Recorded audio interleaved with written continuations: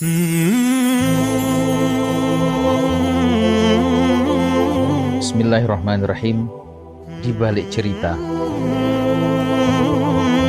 ada sepasang suami istri tergesa-gesa berlari menuju helikopter di puncak gedung hotel untuk menyelamatkan diri pada saat terjadi kebakaran hebat. Tetapi saat sampai di atas sana, mereka menyadari bahwa hanya ada tempat untuk satu orang yang tersisa. Dengan segera sang suami melompat mendahului istrinya untuk mendapatkan tempat itu. Sementara sang istri hanya bisa menatap sambil meneriakkan sebuah kalimat sebelum helikopter menjauh. Api itu semakin membesar dan menghanguskan seluruhnya, termasuk wanita itu. Dosen yang menceritakan kisah ini bertanya kepada mahasiswa-mahasiswanya, menurut kalian apa yang istri itu teriakkan? Sebagian besar mahasiswanya menjawab, kamu jahat, aku benci kamu, kurang ajar, kamu egois, gak tanggung jawab, gak tahu malu, kamu, dan seterusnya. Tapi ada seorang mahasiswi yang hanya diam saja, dan guru itu meminta mahasiswi yang diam itu menjawab. Kata si mahasiswi, saya yakin si istri pasti berteriak, tolong jaga anak-anak kita baik-baik. Dosen itu terkejut dan bertanya, apa kamu sudah pernah mendengar cerita ini sebelumnya? Mahasiswi itu menggeleng, belum. Tapi itu yang dikatakan oleh ibu saya sebelum dia meninggal karena penyakit kronisnya. Dosen itu menatap seluruh kelas dan berkata, jawaban ini benar. Hotel itu kemudian benar-benar terbakar habis dan sang suami harus kembali ke kota kecilnya dengan air mata yang terus menetes. Harus menjemput anak-anak mereka yang masih TK dan balita dan mengasuh anak-anak mereka sendirian. Dan kisah tragedi tersebut disimpan rapat-rapat tanpa pernah dibahas lagi. Bertahun-tahun kemudian anak-anak itu sudah menjadi dewasa dan sukses.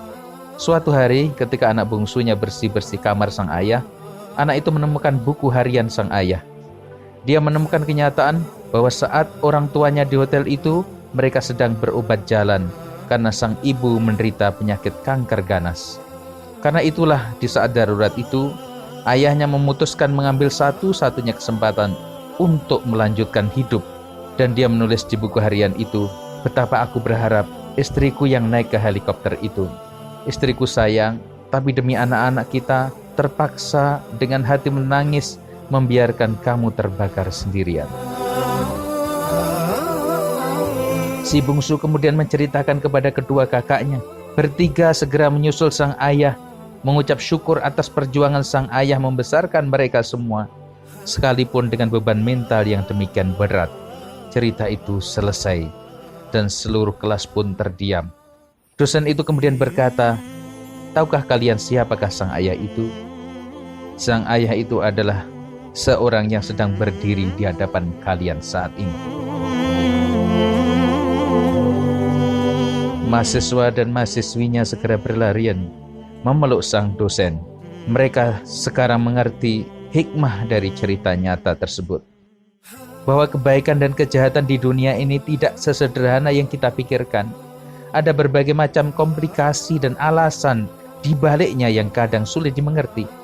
Karena itulah jangan pernah melihat hanya luarnya saja dan kemudian langsung menghakimi, apalagi tanpa tahu apa-apa. Mereka yang sering membayar untuk orang lain bukan berarti kaya, tapi karena lebih menghargai hubungan daripada uang. Mereka yang bekerja tanpa ada yang menyuruh bukan karena bodoh, tapi karena lebih menghargai konsep tanggung jawab.